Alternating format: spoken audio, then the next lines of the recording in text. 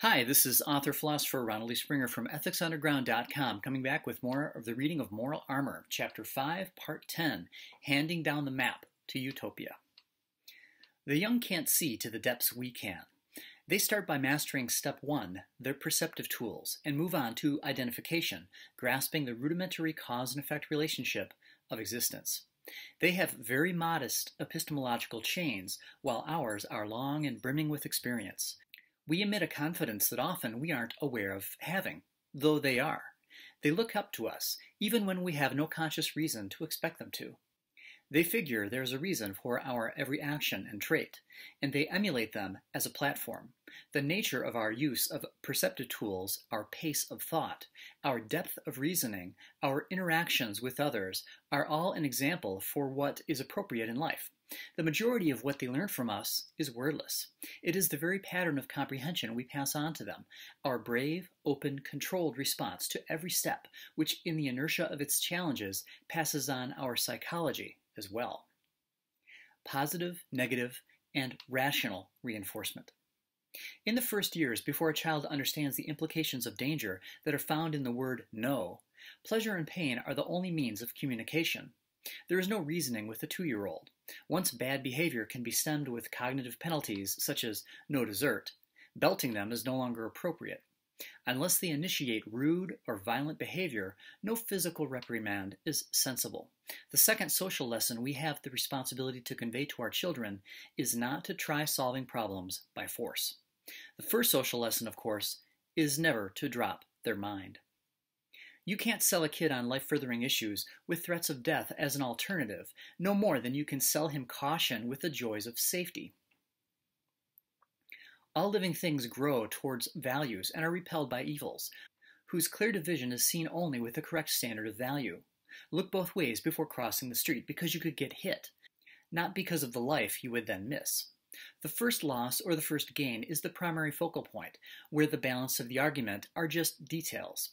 Harmful action gets a penalty. Positive action gets a reward. Spanking and being grounded is the child's parallel to a few weeks in jail for an adult, to be used as sparingly as he is bad. He is to learn that any injustice on his part will be met with swift recompense, given that the standard of justice is rational. Life is fair when sound action gets rewarded, while no action or failed action does not. We hear the promise of their futures in the line, "I can do it myself." True pride is the joy of witnessing one's own ability to satisfy a requirement of life. We can learn from others, sometimes intense, fabulous things, but as we were perceptive enough to pick up on what was important, the glory is ours as well. The self-made say, when the student is ready, the teacher will appear, and the teacher can be a person, a documentary, a book, or just the act of observing the natural flow of life. Schooling can come from anywhere, but it must be integrated within an individual's own mind, an action outside a parent's power. Under balanced circumstances, a child gone right or wrong is not the parent's full responsibility. The road to choose is theirs. As the child's capacity becomes abstract, we have to sell them on ideas. Enticement is management of an entity by what it loves.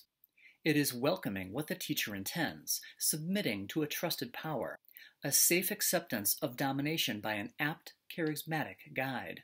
Coercion is management of an entity by what it fears. Shields go up, and the entity stays on the defensive, acting only in times of maximum safety, volunteering nothing, offering the least risk possible. Coercion intends not to engage the rational faculty of another for consent, and therefore can make only temporary gains. Outside of emergencies, it is not a tool of the self-made.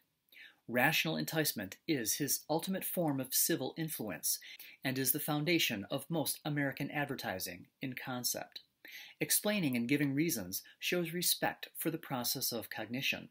It tells them that they are people too, worthy of consideration, and provides the depth necessary to make responsible decisions. The sooner we begin treating them like adults, the sooner they will act like them. Still, we can only do so much.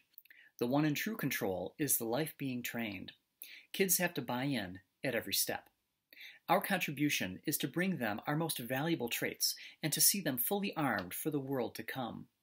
There is natural resistance to life, which we struggle against to stay even and surpass, to gain the results we seek, that of life and fulfillment. Perseverance describes the steady actions we take towards the goals of our lives.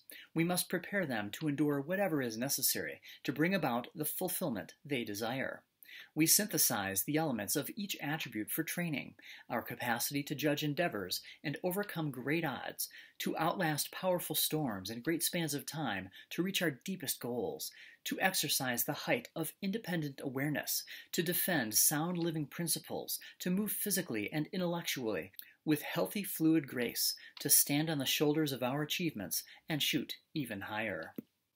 Well, that's all for now. Next up, we'll explore fostering pure cognitive freedom. I split these videos up by subject of interest so you could find moral armor and then perhaps go through the whole thing for free. Why?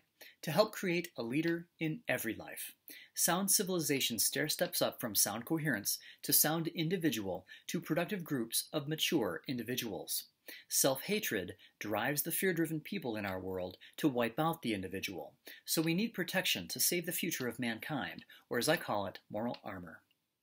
Click subscribe and leave a thumbs up if you'd like to help wipe out moral confusion fast with nature's moral armor and make the world a better place. I've started a Patreon channel for moral armor. You'll find a link in the show notes. Its thank you page has a PowerPoint video that explores the keys to moral armor visually. For a $5 contribution, you'll get that right away, and it also includes my latest book, The Care and Feeding of Freedom, as a download. Your support is most appreciated. Thanks for watching. See you next time.